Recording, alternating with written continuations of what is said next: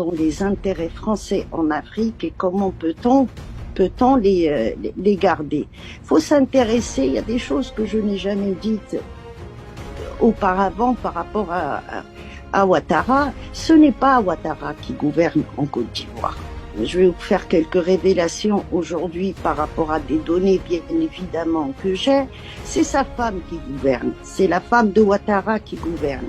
Lui, il est là justement, vous l'avez dit, vous avez employé un mot dans votre question, c'est il reçoit des ordres et puis il exécute. Qui est la femme de Ouattara? Beaucoup disent que c'est une Algérienne. La femme de Ouattara n'est pas algérienne.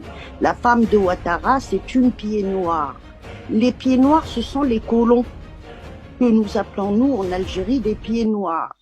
Donc là, beaucoup d'Ivoiriens le disent, donc je rectifie quand même une fausse information de l'histoire. Les pieds noirs, c'est ceux à qui les Algériens ont fait la guerre pour les faire partir de l'Algérie. Et la famille de sa femme en fait partie. La famille de cette femme-là, de Dominique, c'est une famille de colons. Et elle-même, cette famille a adhéré au sionisme, tout comme François Djez, tout comme Robert Ménard, Jacques Attali, il y a aussi le patron de Israël TV, Drahi, toutes ces familles-là qui font partie d'ailleurs du projet l'Algérie française. Et le projet Algérie française ne concerne pas que l'Algérie. Ces pieds noirs étaient persuadés que si la France perdait l'Algérie, elle perdrait toute l'Afrique. Donc, cette femme qui a connu Sarkozy dans les années 80, regardez bien, c'est Sarkozy qui a mis Ouattara au pouvoir. Mais la femme de Ouattara, quand ils se sont mariés en 91, elle était déjà en lien avec Sarkozy et tout ce groupe justement qui compterait la France-Afrique, parce que c'est pas pareil la France-Afrique et l'Algérie française, ce sont deux clans. Et actuellement, le clan qui avait gagné justement et qui a boycotté le clan de Foccart à l'époque, c'était ce clan-là de sionistes.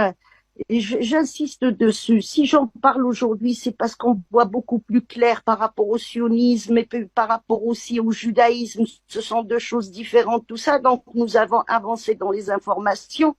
Et c'est ça qui me permet de vous parler de cette femme et qui est cette femme.